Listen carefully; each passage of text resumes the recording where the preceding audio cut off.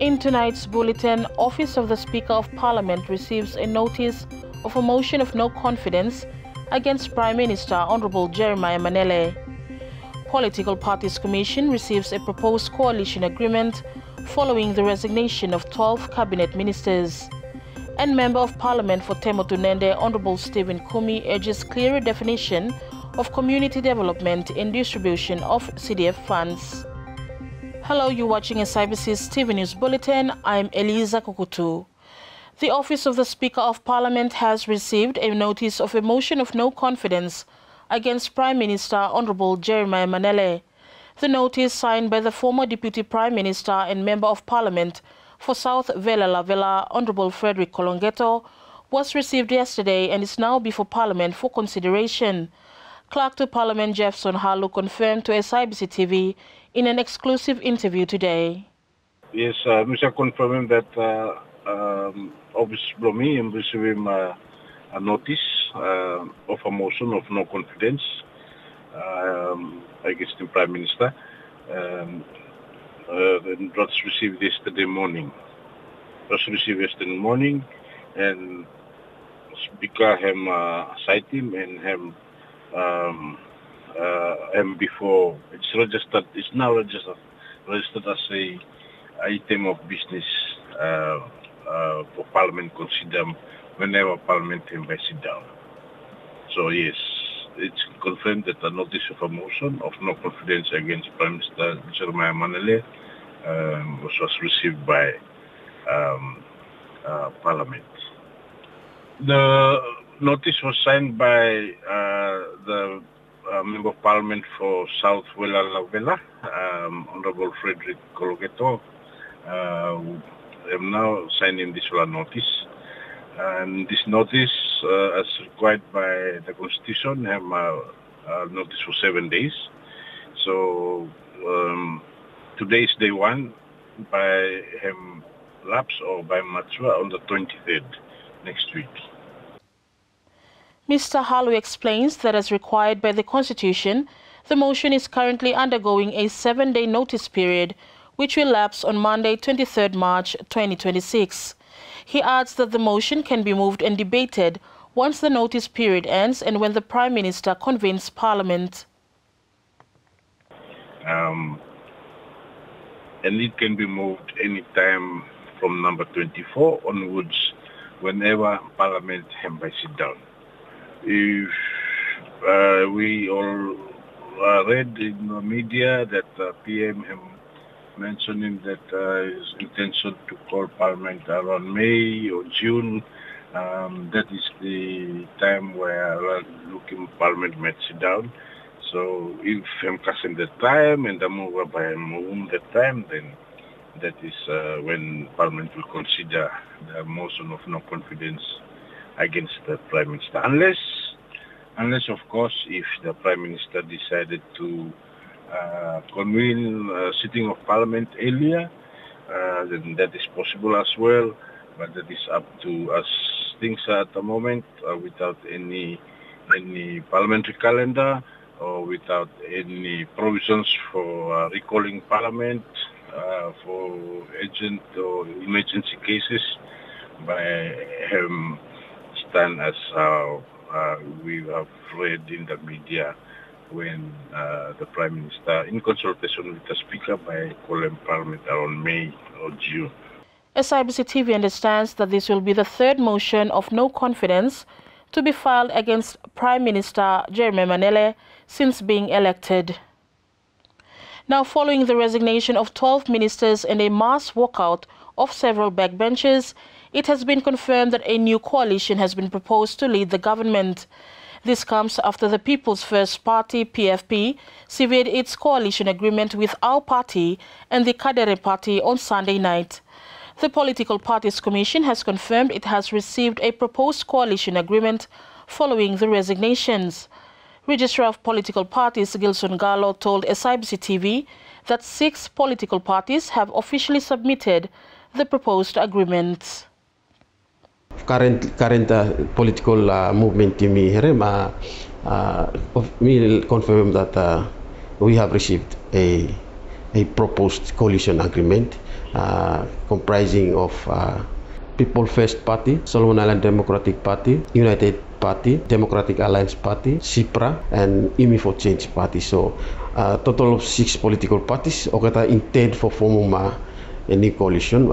So this one hemi just a proposed coalition where hemi give him okata a platform where they can also facilitate any other movement from a political party. So he added that the resignation of the People's First Party members from the coalition government follows the provisions of the Political Parties Integrity Act.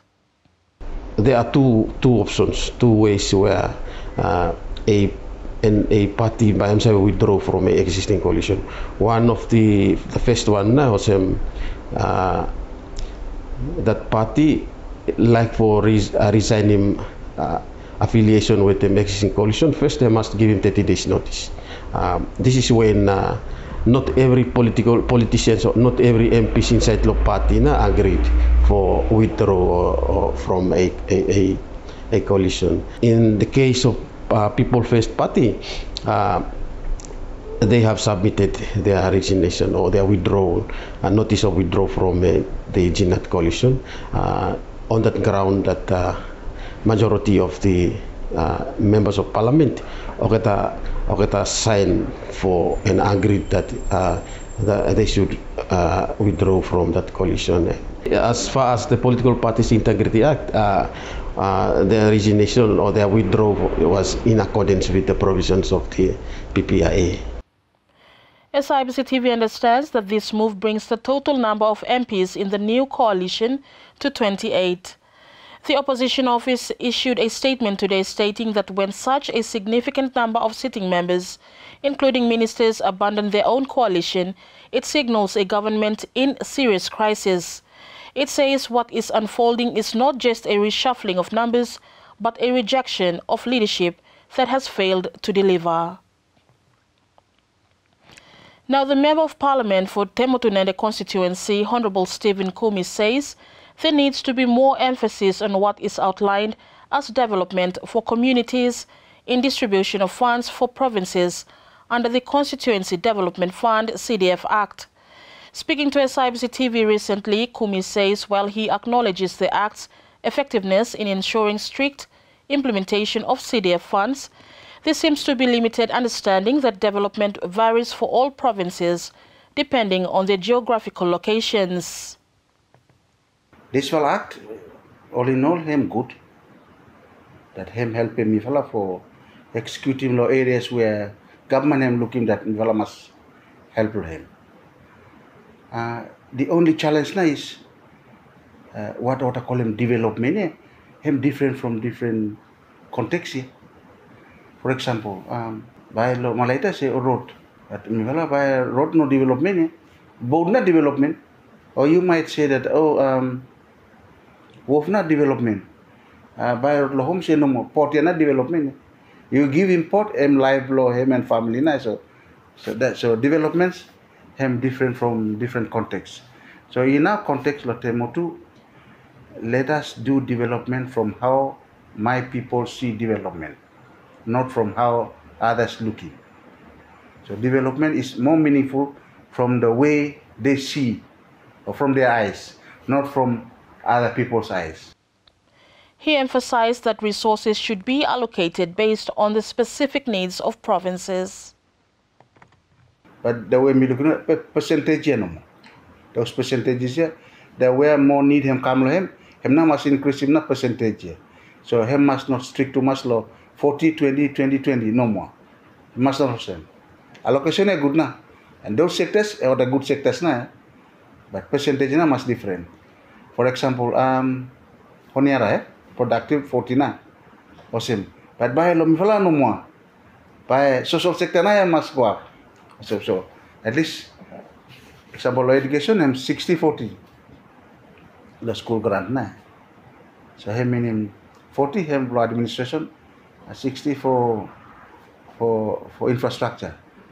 Law MRD no more 40, 60, 60. Different sectors here, Baham decide him na or different needs. Baham decide him na percentage allocated law the sectors here. But all in all, meeting him. I'm alright. This will act. I'm good na.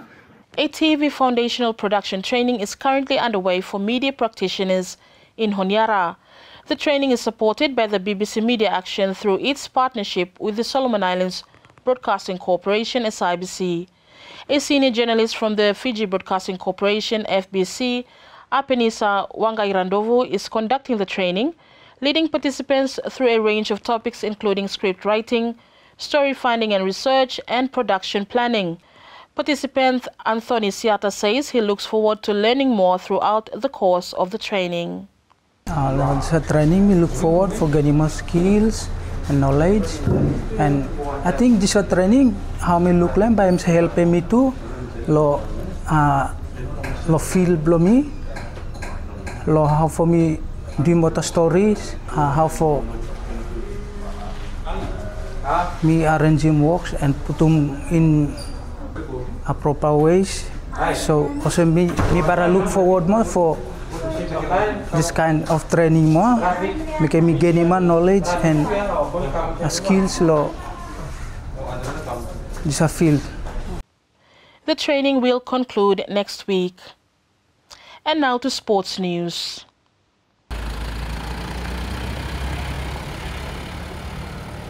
Auckland FC visited King George VI National Secondary School yesterday. Team captain Taz Modakutas, when speaking to the students during the short visit, expressed they are grateful for the visit and it is a privilege to meet the students. We are so grateful to be here at King George to meet all of you. We've really enjoyed our time so far here in Solomon Islands, and yeah, it's really nice to see a lot of your faces, big smiles, you know, you're so happy to be here. It's a privilege to learn, to be at school.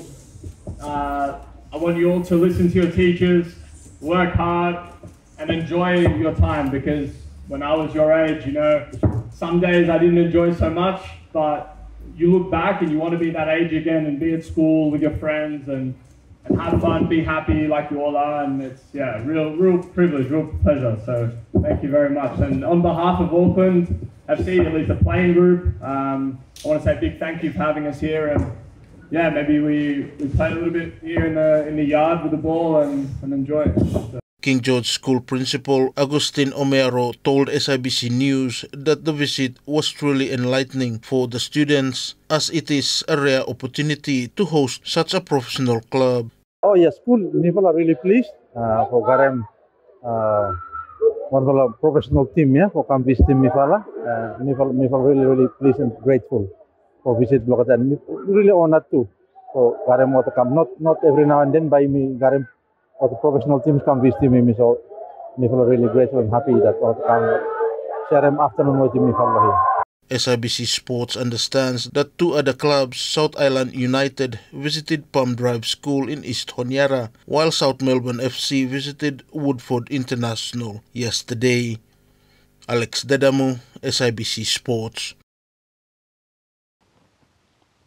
And that's news. Follow us on sibconline.com.sb and our SIBC News Facebook page. You can also subscribe to our SIBC News YouTube channel for more of our latest stories. Thanks for watching.